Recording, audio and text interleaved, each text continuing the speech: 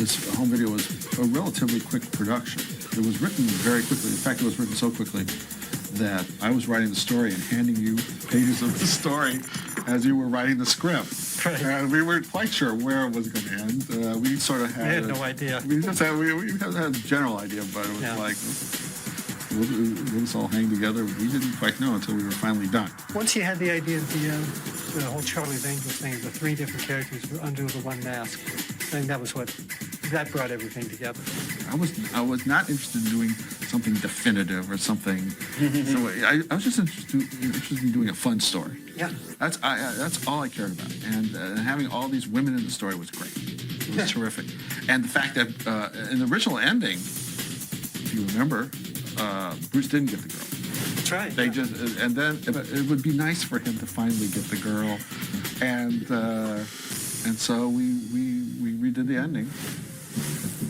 I wanted to do a lighter Batman than we've done in the past. I just wanted a more, like I say, I wanted Bruce Wayne to get the girl, and then I was interested in Bruce Wayne a lot. Yeah, it's as much Bruce's show as it is Batman's. Yeah. I think. My feeling on Batman has always been that we're lucky he's on our side.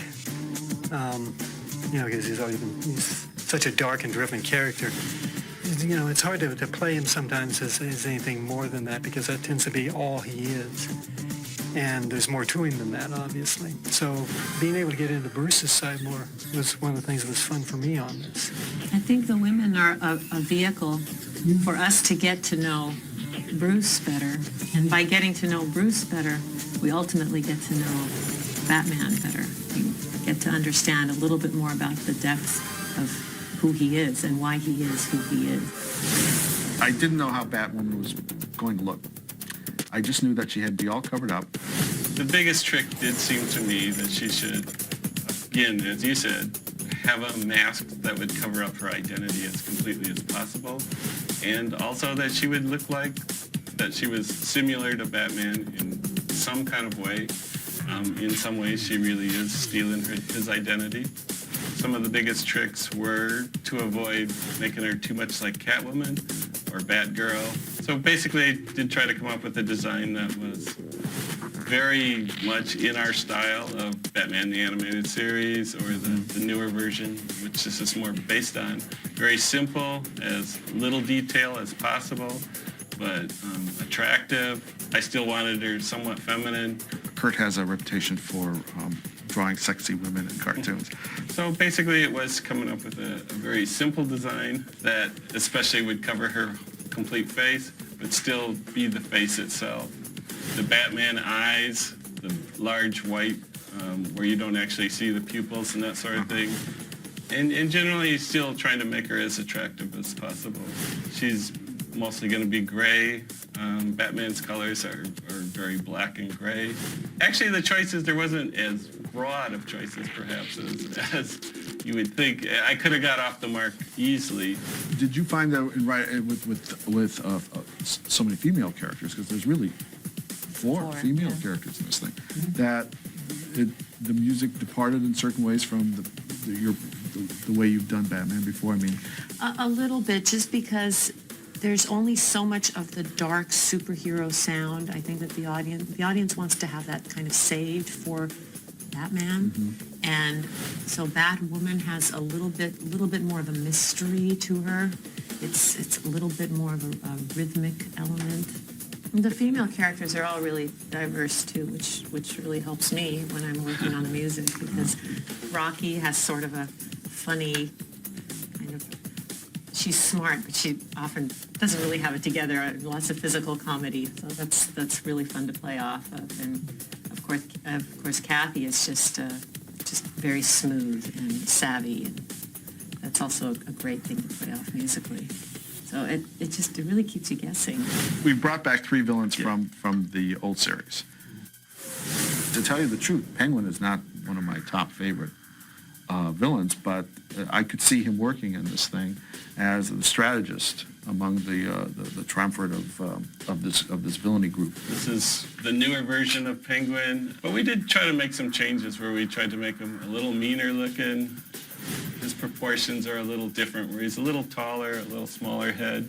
He can't come off kind of like very endearing, which is good in its own way. I mean, he does have a sort of comical aspect to him. But then we had to bring in muscle in the end to really to make a threat, because I don't care how many umbrellas he's got, what they do, he's still sort of a roly-poly guy. Bane is really one of our best characters as far as raw power and strength, and he actually has a great design, so we didn't change him at all. And in fact, he's been in some great cartoons, and so, I mean, actually that's probably the biggest trick of Bane, that he is so powerful and has been done so well that we have to really make sure that he comes off great. Rupert Thorne was a kind of a surprise. He was in the older series, but there was no model of him. So we did have to redesign him a little bit, just to smooth him out a little bit, make him a little more classic lines. Music is such an ally on these shows. When we were doing the first series, I remember because we would have different soundtracks for each one. We were using generic music.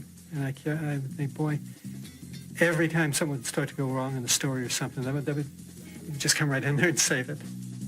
That's always been such a great thing about Warner Brothers, is that the studio supports scoring each episode. I mean, we haven't tracked. I mean, on the original Batman series, nothing was ever tracked where you just go to a library and pick out cues. I mean, for these series, each episode is like a little gem, a little movie into itself.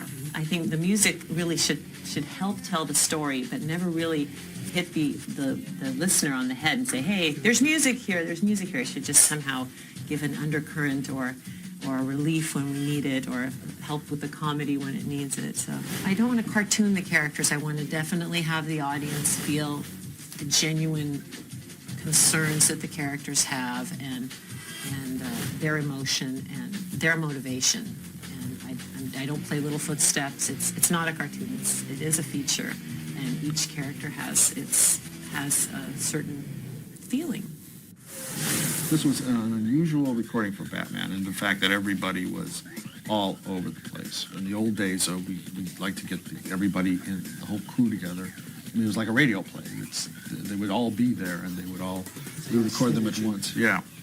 This show, every major character was done separately, just because of the fact that we could not get them together. Kira Sedgwick, who plays Batwoman, we directed from New York. And we chose her voice because it's a voice that all the other voices sort of could fit into her voice. And Kelly Ripa, when I heard that she was available and she wanted to do this from her agent, I was just like, oh, Kelly Ripa. It's just, she was perfect. She was just perfect. I'm a fan of hers. Kimberly Brooks, who plays Kathy Duquesne, was the one actress I had in mind for the part from the beginning. And by the way, Kathy, in the comic books, the Batwoman was known as Kathy Kane. Yeah, Kathy Kane. And because there's a villainous side to her, sort of, DC Comics wanted us not to use Kathy Kane, the name. Really? Yeah. Okay. So that's why, for I always wondered why all the fans out there, that's why we changed the name. Ah. And but I'm thinking to myself, this is actually better, because they will be saying, aha, that's the one. That's the real one from the beginning. Because it's got Kane. And they think they're going to fool me by adding a little Duquesne there. No way. And rounding this up, about our feelings about Batman and about Batwoman. With Batwoman, it was great to have basically a mystery where she seems to be a villain in the first place, someone causing trouble. I always like even the bad girl, sort of. Yeah. But in reality, it's a wonderful story where really we get a little more understanding of her motivation. You find three characters that you actually end up having quite a bit of empathy for anyways, even if they are sort of going over the line. The layers of Batman, you appeal to the kids, but you also appeal to the adults, because he is such a complex character. It's really powerful because there's a part of our personality, we have some sort of alter ego somewhere. Well, the real And the Batman he's our superhero. Batman does seem to be one of the coolest characters ever made, and he seems to remain that way no matter what. He seems to be somebody who actually makes scary people be afraid, and he's still the best one.